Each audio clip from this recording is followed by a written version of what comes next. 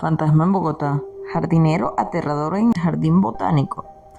La ciudad de Bogotá, con su vibrante energía y su tumultuosa historia, es un mosaico de cuentos y leyendas que van desde los días precolombinos hasta el presente. Uno de estos relatos gira en torno al emblemático jardín botánico, el remanso verde en medio del mar de concreto y ladrillo. Carlos Eduardo Mendoza, un periodista curtido en las profundidades de los barrios de Bogotá, decidió desentrañar una de las historias más antiguas y espeluznantes de la ciudad, la leyenda del jardinero fantasma.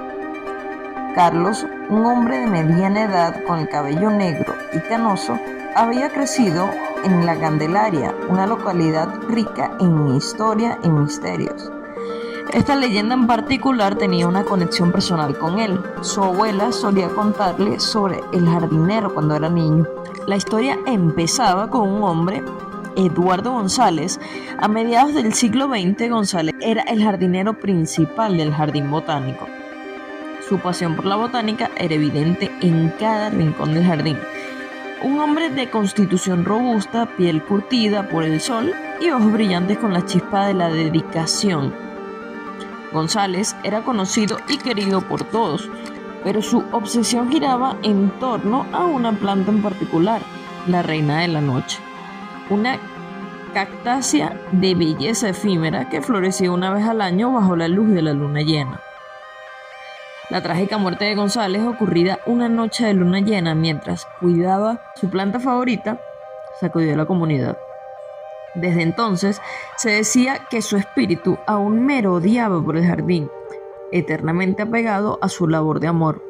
La gente informaba de avistamientos de una figura humana entre los árboles durante la luna llena, de plantas que se movían por sí mismas y de las reinas de la noche floreciendo fuera de ciclo. Carlos inició su investigación adentrándose en la historia del jardín, buscando registros de empleo, entrevistando a antiguos trabajadores y explorando los archivos de los periódicos de la época. Mientras más se sumergía en su investigación, más extraños se volvían los sucesos a su alrededor. Documentos que desaparecían, luces que parpadeaban sin razón y una sensación constante de estar siendo observado. Decidió entonces pasar una noche en el jardín, durante la luna llena. Armado con su grabadora, una linterna y una determinación acelerada, esperó en las sombras. Aquella noche un fenómeno increíble sucedió. Todas las reinas de la noche comenzaron a florecer simultáneamente, inundando el jardín con su aroma embriagador. Entonces, entre la sombra de las plantas, apareció una figura humana. Era González, con su viejo sombrero de paja y sus herramientas de jardinería. El fantasma parecía estar cuidando de las plantas como solía hacerlo en vida. Carlos, a pesar del miedo que le helaba la sangre, consiguió grabar toda la escena. Cuando reveló sus hallazgos, la ciudad se dividió. Algunos lo acusaban de fraude, otros decían que estaba loco, pero había quienes creían en su relato.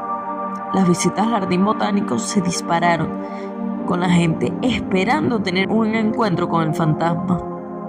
Carlos, sin embargo, se retiró del periodismo después de esa noche, profundamente afectado por su experiencia. Luego de su experiencia en el jardín botánico, Carlos Eduardo Mendoza dejó el periodismo y pasó los siguientes años en una lucha interna. Aquella noche había dejado en él una impresión duradera y la sombra del jardinero fantasma se cernía sobre su vida. Sin embargo, las preguntas que aún persistían eran demasiado fuertes para ser ignoradas. ¿Por qué el espíritu de Eduardo González permanecía? ¿Qué lo ataba al jardín botánico? Empujado por la necesidad de respuestas, Carlos decidió retomar su investigación, pero esta vez desde un ángulo diferente. Buscó la ayuda de expertos en lo paranormal, psíquicos y académicos en el campo de la historia y la antropología.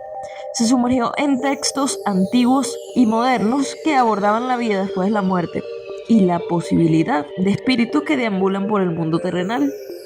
Aprendió que a veces cuando alguien muere con un fuerte apego emocional o una tarea inacabada, su espíritu puede quedarse atascado en el mundo físico.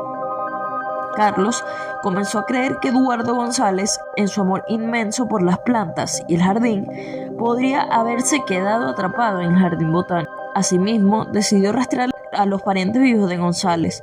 Después de muchas semanas de búsqueda, finalmente encontró a una nieta de Eduardo, Rosa González, quien vivía en un pequeño apartamento en Bosa.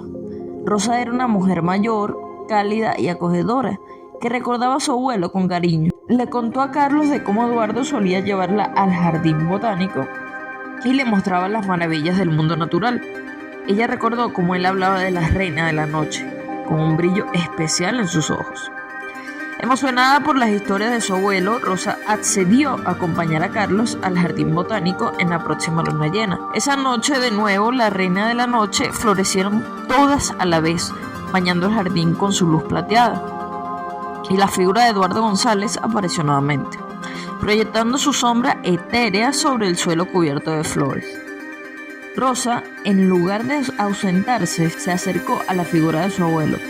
Con lágrimas en los ojos, le dijo que era hora de descansar, que el jardín estaba en buenas manos. La figura pareció reconocerla y en un momento de silencio perfecto se desvaneció. Desde aquella noche la figura de Eduardo González no ha vuelto a ser vista en el jardín botánico. Carlos, aliviado y satisfecho, finalmente pudo cerrar ese capítulo de su vida. Sin embargo, la historia del jardinero fantasma se quedó con él, recordándole siempre el delicado equilibrio entre la vida, la muerte y el amor. En el corazón de Bogotá, el jardín botánico sigue siendo un santuario verde, un remanso de paz en medio del bullicio de la ciudad. Y aunque la figura del jardinero ya no deambula entre sus árboles y plantas, su presencia se siente en la belleza del jardín que una vez cuidó con amor.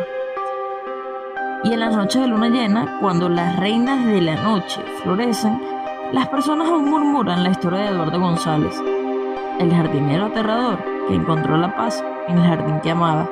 Si te ha gustado esta historia, no olvides suscribirte a nuestro canal y ver todas las demás historias sombrías basadas en hechos reales que tenemos para ti. Nos vemos en una nueva entrega de Historias Sombrías.